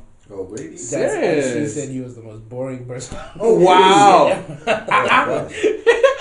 Cool. What about the stuff you be tuning on? Yeah, that was after. I'm slipping into some slang. That was after. That was after high school. What was the song that he had? It's so good. What you gonna do when your girl's acting funny? That was the famous one. I'm talking if you were David Spence a listener. If you were rapping. Which one? Thank God. It's working hard all week long. Looking forward to my Saturday all week long. There's a love song playing on the car radio. I makes you wanna think I wanna call, you know. So I call a crib 88844 and she answers the phone. Thank God she's home. Ayo, it's a Friday. Tell me what you doing tomorrow's a Saturday. Can we make it our day? Saturday, get to a crib around 8. Press the intercom. It's an electric gate. She came out. said, I'm sorry that I might make it today, but she said my friend's coming over. She's going to spend the day. Well, that's a pity. Really had a good day planned. She looked curious. Baby, what did you plan? So I took a deep breath when I explained to her what a wonderful day that I had planned. You're all I need. Oh, yeah. He was good, but we can all agree that probably this dude...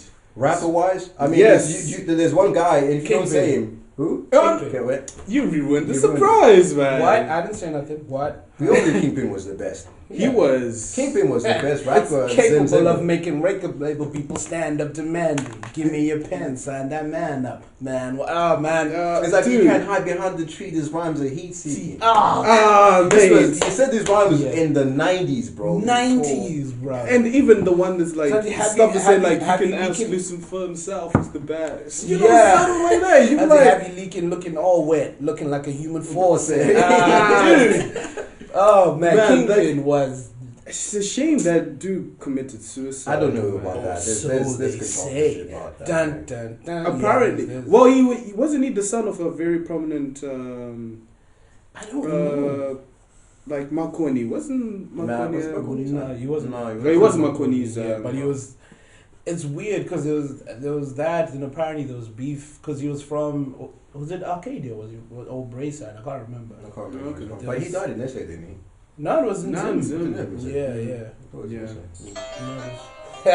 the one. What an inauguration, dude! I remember us. How do you even find that, dude? It was on YouTube. Was it YouTube? Was it you? We'll put the link on WhatsApp. Yeah, because I was listening to it the other day. I'm like, man. And to think this is 90s production, bro.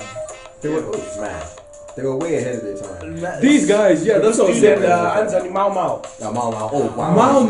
Mau Mau, Mo Vip. Oh, Mo Vip. I used to love Mau Mau. Mau. And, you know, a guy who, I guess probably Kingpin is probably a guy, he's probably, do you know when somebody dies before they reach their full potential? It's like it kind of hurts you. But a guy who I recently found, well, not recently, but a couple of years ago, found out who passed away. Do you guys remember a guy called Fortune Paturo? Yeah. This guy, he was my favorite dude when I was growing up. What is that? What is he? He's playing something. That I know. Is it? Yeah.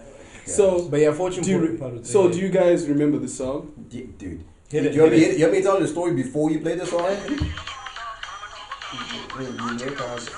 Dude, I used to love. Do you know what's so crazy? Because I had hella a lot of crushes when I was younger, and because I was that dude. But I remember because Fortune had this style that he had where he used to comb his hair to the side and have a line, right?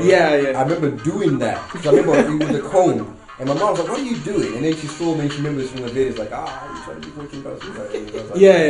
I couldn't do that in my house because that was the devil.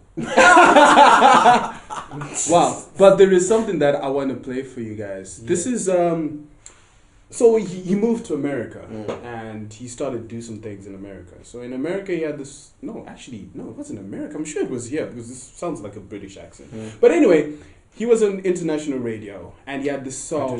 He had this song called. He was here. Yeah, so it was here. So it was a song called something girl. Forgot the name. Dream Girl. Dream Girl. That's the one. So this radio station had Akon on this as a guest and all that kind of stuff. So, I think he was in the studio, Akon, and then he heard this track, and this was like I think just before this dude passed away. Yeah, so not long before. Yeah. The track, and he had to listen to it. Do you want to have a listen to what happened? Yeah. Yeah, he's speaking to you. Here's a clip of my song "Dream Girl" on Music Control.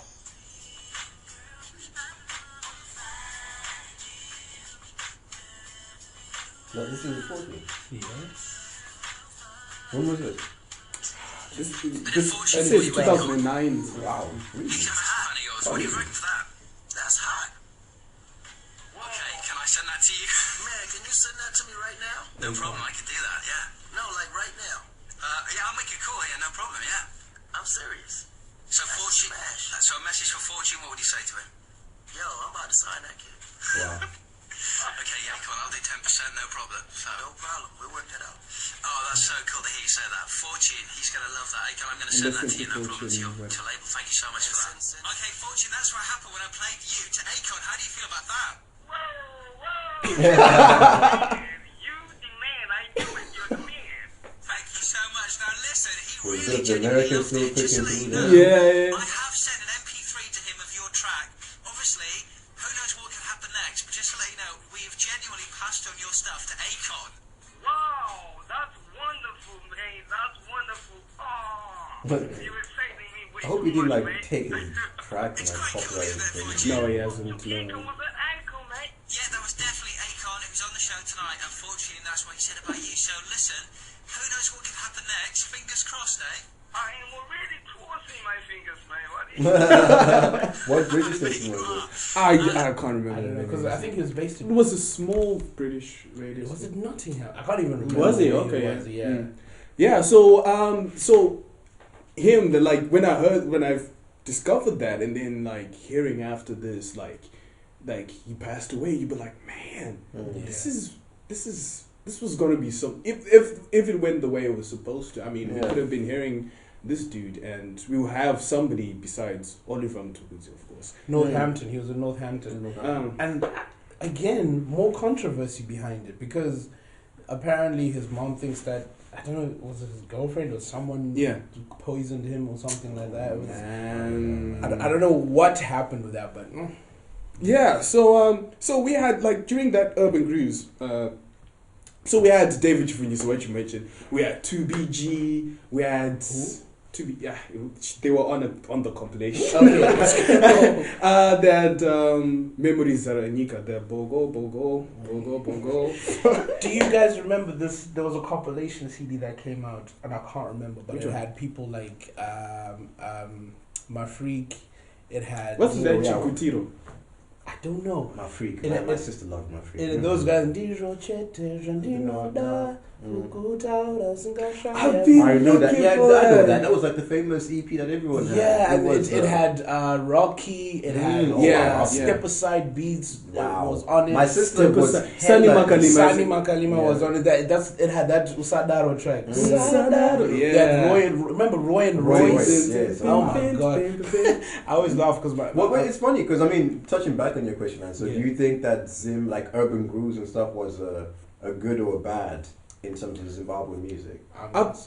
I think it was a good thing because it's exposed a side of Zimbabwean music that I guess I was like looking forward to hear because all we had, like, well, it was either international music or Musele.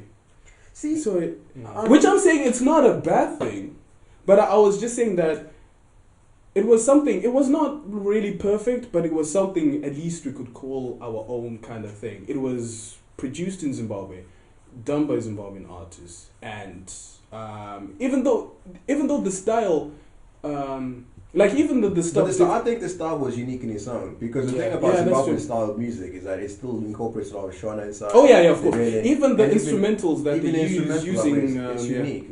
I suppose maybe I asked that because I'm really trying to jump into it.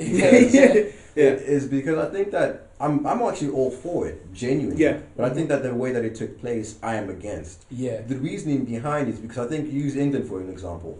England, if you say in terms of influence of music, I mean this is an integral part of the world. Yeah. Lots of influences and so forth. Lots of American music coming through. That's all you see on television. Of course. That.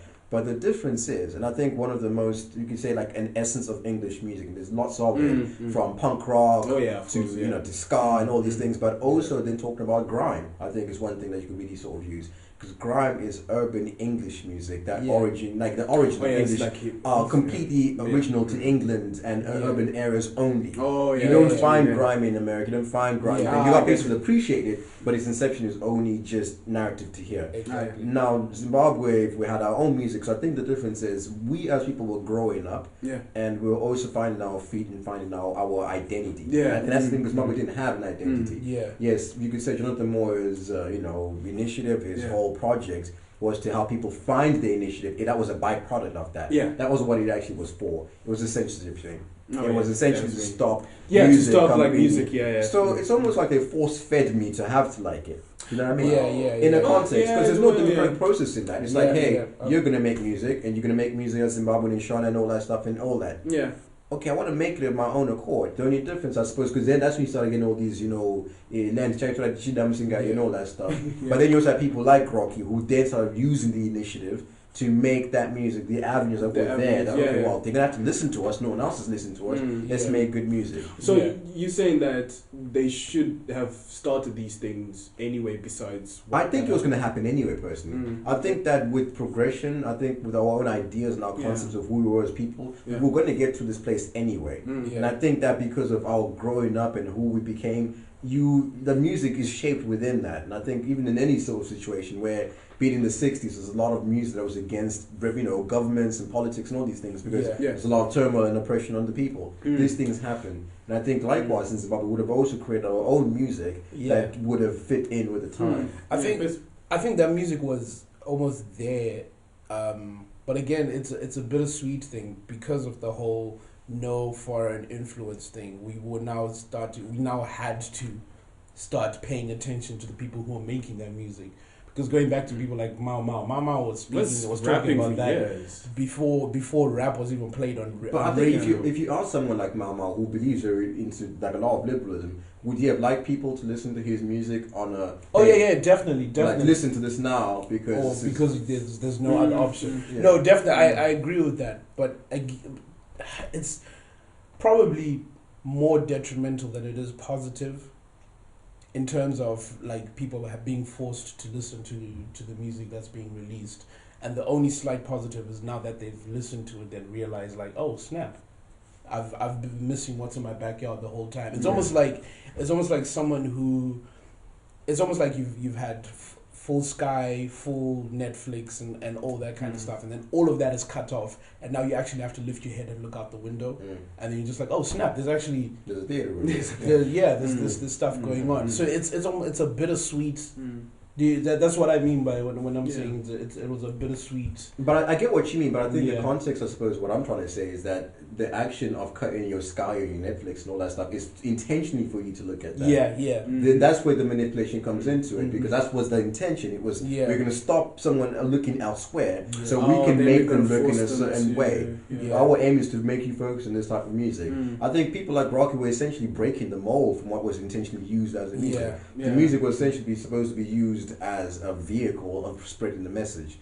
Ultimately, people then used it to do whatever they did. In some cases, got in trouble for actually doing that stuff. Where you had people making music that they felt was still rebellious against that. Then they got in trouble for still making urban music, but it's against the message that needs to be portrayed. Because even with it's like I suppose even like an analogy sort of thing. It's almost like any kind of foreign country saying we're invading a place like Syria and going to go create a war to create peace. You know what I mean? You know what I mean? So it's all peaceful, but we left 2,000 civilians killed at the back there. What's that saying? In order to live in peace, you must be prepared for war. Something like that. Okay. Yeah. All right. Okay. To keep the peace, be prepared for war, or something weird like that. But anyway. No, that was a great question, TC. Didn't see that like from that perspective though. I think we're just gonna have to do a going back to Zoom series. It's gonna be a series, isn't it? Yeah, man. I don't know. It's it was a good intro, I could say. But anyway, we'll stop here actually, and then we can just carry on from here whenever we are. Sure. Like, I mean, if you want to talk for another hour, I don't know about it. Yeah, unfortunately, I have to. I have a package to deliver. No. Actually, you know what? We can stop here and then. And then we can continue from here because we've got a lot of grounds to cover. I can imagine. I think there's a lot of side chat. No, that's what makes it good.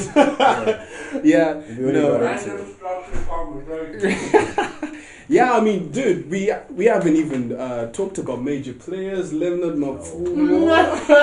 Oh man, major players, bro. XQ. XQ. XQ. We haven't even talked about Mutimira Womanzi. Ezongido.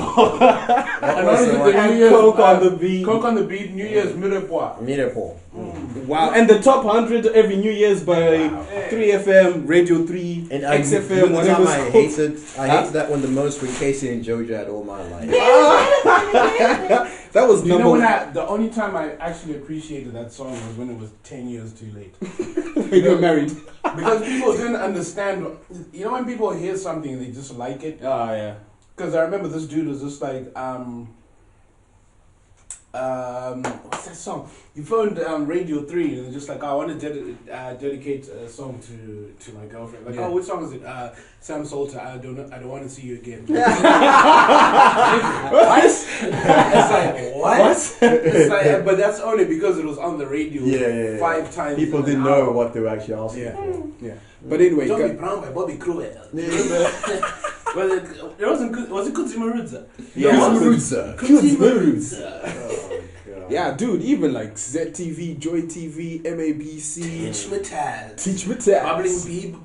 What was it? Bubbling Bee Gavando. Yeah. Oh, Simon Parkinson. Oh, man. Wake up, Zimbabwe. Let me see if I can I used to hear him in the morning. I just didn't like that man because it meant I was going to school. Yeah, exactly. At 6 o'clock. You know what I've been trying to find for the longest time? Yeah. Drum beat for the intro to the news.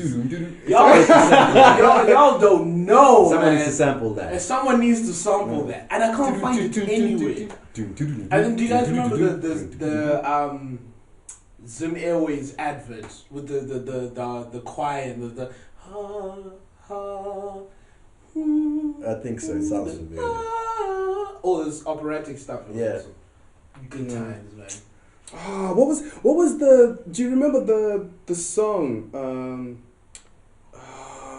By like that song that Simon Parkinson used to play. Wake up, you sleepyhead! Time to get out of bed. I remember that one. What? This is a new version.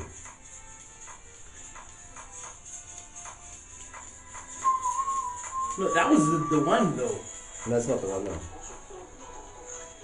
Oh, man, and we have to talk about Zim TV shows. Do you remember Parafin? Yeah. Oh, man. What was the one with that dude? Gringo. What was the one with the dude? Bonzo. Bonzo. Oh, man. Oh, man. And how about the one, that Studio T263?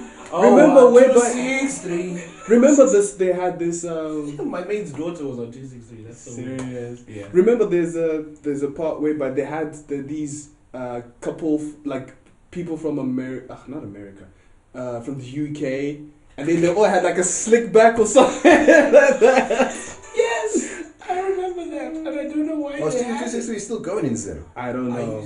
Well, this was 2008. My win, Bami Aroa app. Do you guys remember on Joy TV when they had Over the Edge? Over the Edge? What was Over that? the Edge. It was like this TV program.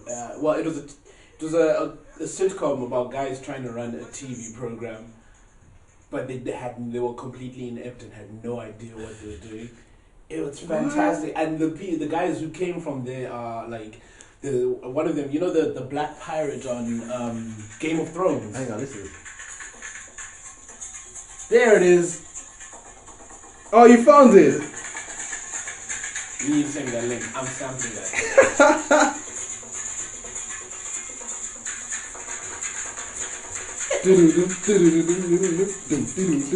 That is such a tune.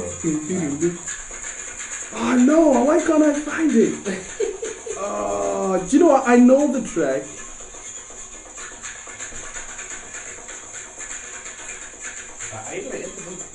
What time are you going on? You're going now? I'll leave it on. But anyway, you can pause it, mate. Send me that link, bro. Yeah. So anyway, thanks guys for coming over. Thanks for helping me record this. And I know it's been a trip, but hey, we're gonna have like part 2, 3, 4, 5. What are we on? 148, man. Wow. So lots of editing. So if people TC, if people want to hear more stories about your life, your eventful life, where can they contact you? It's still going on. www. hashtag. I'm not trying to have anyone following my life. It's still going, dude. Let them. DC doesn't do social. No, well, I have it, but you ain't gonna find me. You don't do social. No. Yeah. So, anyways, if you got questions, you send them to me. Yeah, for them to. But if there are any authors out there, trust me, there's a guy who's here, who's Come on, y'all. Look, why are you trying to air me out like that, man? Look. I don't even know. What do you want me to say? All I know is that there's a very distinct reason why things happen like that to me. I don't know why, but it's a very good reason. That's because you were a smartass. No, it's not even that. You used to misbehave. You were anti-establishment. I still am. Hella tight. Yeah, you're anti-establishment without the direction. No. At the time, I wasn't. At the time. Yeah. Now I know why. So I'm built to rebel. I told you I'd have been a Panther if I was listening. I swear. Yeah. You know I'd have been there. Definitely. Yeah, and Carmichael and everything. Like, yo, the reason why the white man is taking all our... Yo, Plymouth Rock we didn't land on Plymouth Rock. Man, you have no idea. Rock landed on us. I would have been lit, man. I've been there like, yo, the education level. Yes, I found it. Anyway, Bo, where can people... Usual place, I say usual, this is the second episode. Find me Bo_Angel07 on Twitter. And on Instagram, I'm Mr. B. Silea. Figure out how to spell that. Yeah. And trick. It's a trap. It's a trap. He don't want y'all. And you can catch me on Modern Acts. You can catch me in a on Modern Acts blog at Gmail. I think on Twitter, and Facebook as well. Just type it in, Google it. Blog is there. And I found the song. Here it is. Every morning, you used to hear this. Do you remember this? This is bad for me, man. I used to hate going to school. So this other music stuff. That's why I used to listen to my dad. And he'd be as angry as me to take me to school. You know what? So we have this song meant we were late. That's what I knew. That when this song came on radio, I knew we were late for school. Yeah. Every morning when he played it, you know it was time. Who did the song? Dario G. Sunshine. Yep. There we go.